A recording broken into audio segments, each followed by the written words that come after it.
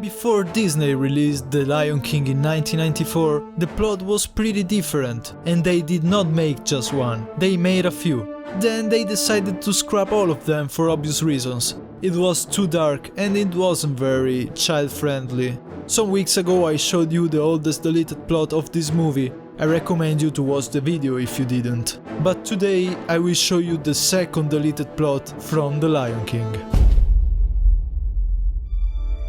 In the middle of the Serengeti, Simba and Nala were playing.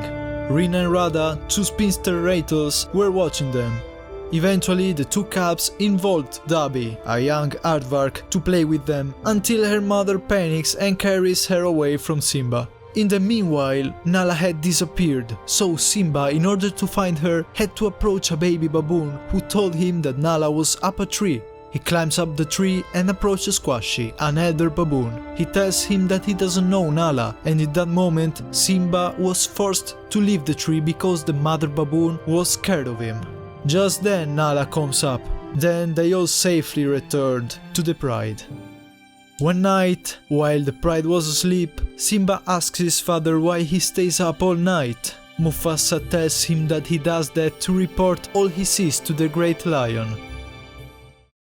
Years have passed. Simba was now an adolescent lion. He now had a different role in the pride and was not allowed to stay with Nala anymore. He was obliged to protect the pride from intruders and was forced to hunt down his own friends, Dabi and the ostriches, but he refuses to do so.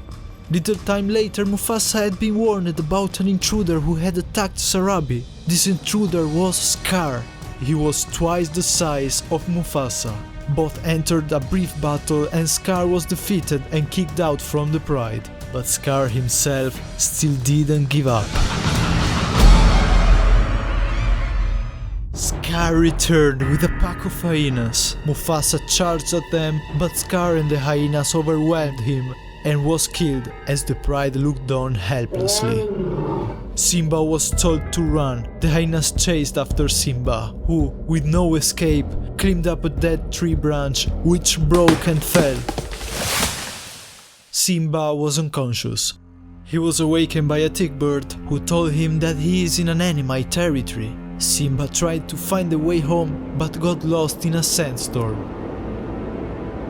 After some time, he wakes up, searches for food, and in the savannah, while he was trying to communicate with the lion in the moon, Timon approaches him. The meerkats eventually concede him to stay with the colony. In this time, Simba learns something important from the meerkats, that mind is more important than strength. Squashy and Zazu found Simba and told him that he has to depart from them so he could return to the homelands and confront the hyenas.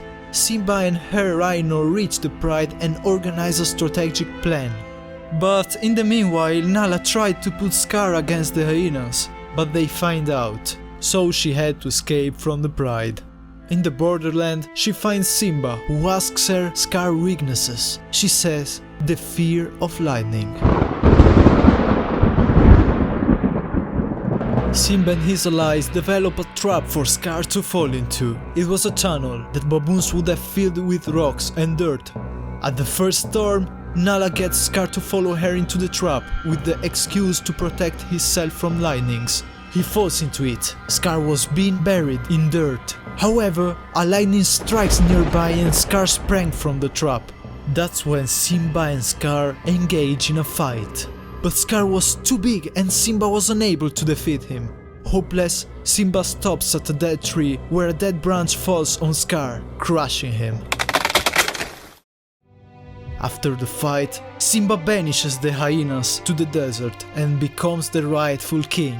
The land eventually recovers and Simba grows into an adult lion with a full mane. He joins his young son, his mate Nala and the pride, where there are more cubs playing all over the pride lands.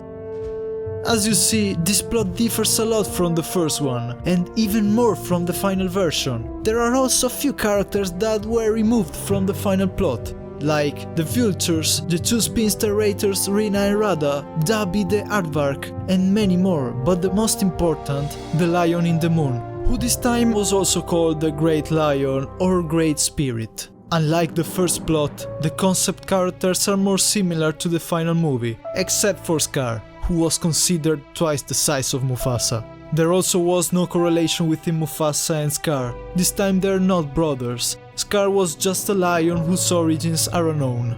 I'd like to know what's your opinion. Which of the three plots do you prefer, and if you'd change something? You can tell me in the comments. I also invite you to join my Discord server. You can share your own theories, video ideas and speak with me and all the community. If you'd like more videos like this, please leave a like. I always appreciate it. I'm Ascari and I wish you a good night.